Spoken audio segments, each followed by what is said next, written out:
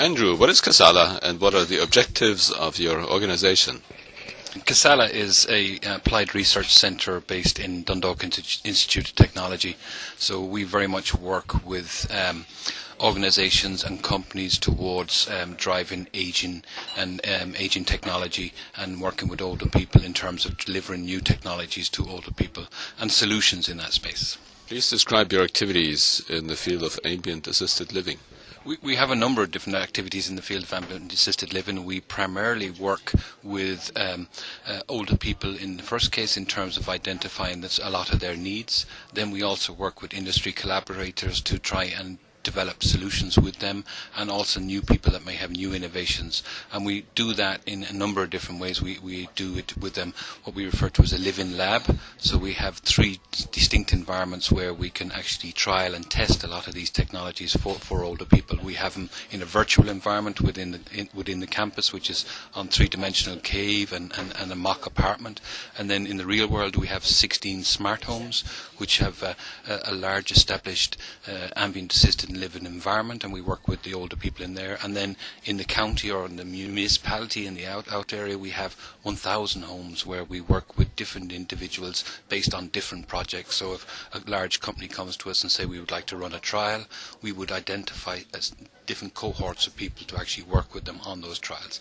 And in parallel with that, we look at the impacts of the technology, we look at the impacts for the older people and all the other elements that go on in terms of introducing new technologies and the cost-benefit analysis of doing that. And we try to provide that all as a service to industry. Because primarily we're seed funded through Enterprise Ireland, so we have a large role in trying to drive indigenous companies and multinational companies to deliver new services in this space. What is the current status of these projects?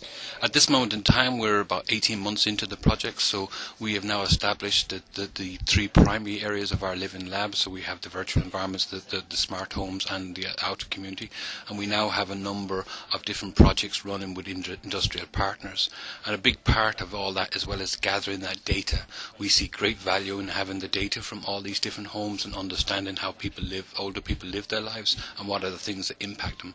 And we would now have over 100 million records in this space in terms of identifying different sensors in the home and different technologies, and we're now looking at that to identify new algorithms that can identify what we refer to as orange alerts, so the things that detrimental to people over longer periods of time, and what are those things that will make a difference to them.